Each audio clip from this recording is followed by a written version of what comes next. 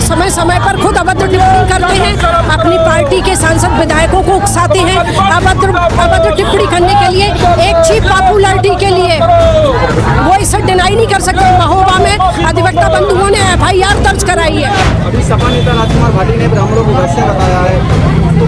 शायद अगर उनके शब्दों में मैं कहूँ, उनके लेवल पे आऊँ, तो शायद वो वही पैदाइश है, इसके अलावा उनको कुछ नहीं दिखता है। समाजवादी पार्टी का मानसिक संतुलन खराब हो गया है। निम्न स्तर के वक्तव्य देके वह जनता का ध्यान आकर्षित करना चाहते हैं। अगर आप ब्राह्मणों को गाली दे तो उनके पार्टी के ब्राह्मणों को इस पे लेना चाहिए, संज्ञान लेना चाहिए पार्टी के ब्राह्मणों को, और उनको खुद ही विद्रोह करना चाहिए, अपनी पार्टी के अंदर विद्रोह करना चाहिए कि आप ब्राह्मणों का अपमान कैसे कर सकते हो, वैसा कैसे कर सकते हो। यादव जी का तो अभी कोई काम भी नहीं है, क्योंकि सरकार उनके पक्ष में नहीं है, तो घर बैठे यूट्यूब देखते हैं और कुछ भी टिप्पणी करते रहते हैं। और अगर कोई विपक्ष पार्टी हमारे भारतीय जनता पार्टी के लिए जब कोई टिप्पणी करती है या कोई गलत बात बोलती है तो उसी का साथ देते बिना कुछ समझे या जाने।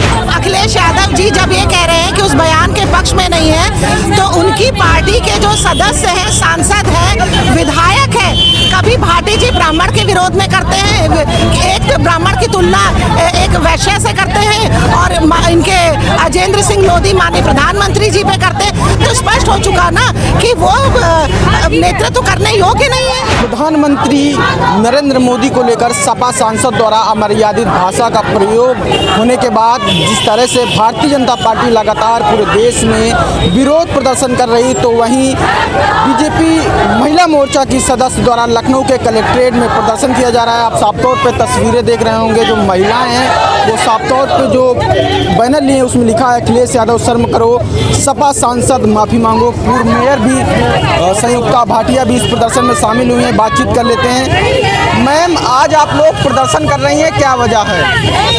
आदरणीय प्रधानमंत्री जी का जो अपमान किया गया है सपा सांसद के द्वारा, हम सपा का विरोध करने के लिए आए हैं। एक सर्वोच्च पद पर बैठे हुए प्रधानमंत्री का आप अपमान करते हैं। आपके प्रवक्ता, आपके सांसद कुछ भी मुंह उठा लेते हैं और कभी भी कुछ भी बोल देते हैं। अभी पीछे आपने चुनाव में उनकी प्रधानमंत्री जी की माता जी को अपशब्द कहे थे, माता जी के बारे में बात की थी, आज आपने उनका अपमान किया। इस तरह की अमर्यादित भाषा का प्रयोग करना, मुझे लगता है कि उनके पास अमर्यादित भाषा के अलावा कोई मुद्दा नहीं बचा है। आपको मुद्दे पे विरोध करना चाहिए, मुद्दे ढूंढिए, उस पर विरोध करिए।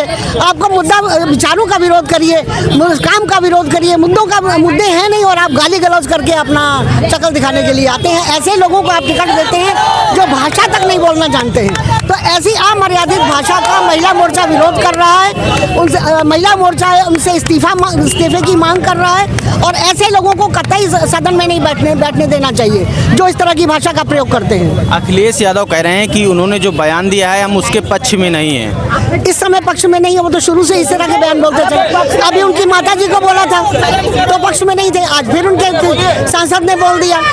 तो ये लगातार, तब उनकी बात माने, वो लगातार ये प्रक्रिया चल रही है। कोई भी किसी के बारे में कुछ भी बोल देता है, ये बिल्कुल गलत है। आप सदन में बैठने आए हो, सड़क पे नहीं खड़े हो, किसी मछली बाजार में नहीं हो। अगर वो लोग माफी नहीं मांगते हैं तो आप लोगों का अगला कदम क्या होगा? उनको माफी मांगना पड़ेगा। सारी महिलाएं उसका विरोध करेंगी। आज महिला मोर्चा खड़ा है, पूरे शहर की महिलाएं खड़ी हो जाएंगी। आपको इस्तीफा देना पड़ेगा अगर माफी नहीं मांगते हैं तो। कह रही हैं आप, कुछ कह रही थी अभी? मैं ये कह रही हूँ भैया, ये सिलसिला तब तक चलता रहेगा जब तक उनकी सदस्यता न खत्म कर दी जाए, उनका लोकसभा का अधिकार न छीन लिया जाए, और आगे भी टिकट वितरण में इस बात का ध्यान दें, वरना ये सिलसिला चलता रहेगा, ये धरना प्रदर्शन चलता रहेगा। अगर इस्तीफा नहीं दिया सपा सांसद ने तो आप लोगों का अगला कदम क्या? दबाव डालेंगे, इसीलिए तो बैठे हैं यहाँ पे, दबाव डालेंगे ताकि वो आगे की ऐसी राजनीति ना करें, मुद्दा विहीन राजनीति ना करें, मुद्दों की राजनीति करें। अगर इस्तीफा नहीं लिया तो आप लोग क्या करेंगे? तो हम लोग 2027 के चुनाव में उनको फिर से मुंह की खानी पड़े। भाई ये तो महिला ने सोच रखा है, और नारी की शक्ति को सभी ने देखा है कि नारी जहाँ पर खड़ी होती है वहाँ पर या तो दुर्गा बन जाती है या तो फिर लक्ष्मी बन जाती है। तो दुर्गा रूप में आकर के बाद 2027 में विपक्ष को फिर मजा चखाएगी, और क्योंकि हमारे प्रधानमंत्री ने हमेशा नारी के सम्मान की बात की है, तो नारियाँ भी हमेशा अपने प्रधानमंत्री के सम्मान में खड़ी रहेंगी। और भी कुछ महिलाएं, उनसे भी बातचीत कर लेते हैं। मैम, क्या दिक्कत है, आज आप लोग प्रदर्शन कर रही हैं? हमारे माननीय प्रधानमंत्री मोदी जी को हमीरपुर सांसद अजेंद्र सिंह लोधी जी ने जो अवांछनीय शब्दों का प्रयोग किया है, गलत शब्दों का प्रयोग किया है, हम लोग उसके खिलाफ यहाँ पे बैठे हुए हैं धरने के लिए। और हमारी ये मांग है कि अखिलेश यादव जी उनको वापस मतलब सजा मिले और लोक सदन में उनको बैठने का बिल्कुल भी हक नहीं है, जो हमारे देश के प्रधानमंत्री को इतने गलत शब्दों से संबोधित करेंगे।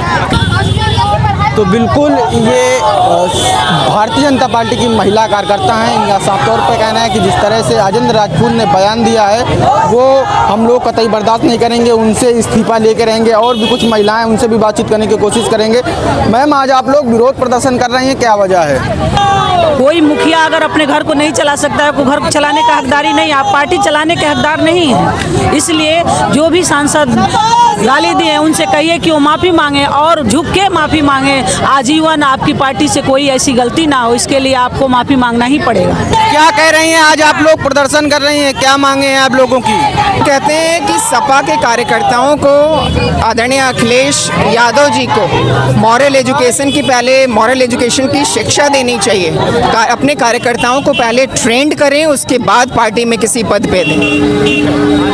तो बिल्कुल ये बीजेपी की महिला कार्यकर्ता हैं जिनका साफ तौर पर कहना है कि अगर सपा सांसद माफ़ी नहीं मांगते हैं तो हम लोग सदन से लेकर सड़क पर इनका विरोध करेंगे। इसके साथ ही 2027 में महिलाएं इनको जवाब देंगे। लखनऊ से सद्भावना आवाज़ के लिए कैमरा पर्सन विनोद साहू के साथ आयुष अवस्थी।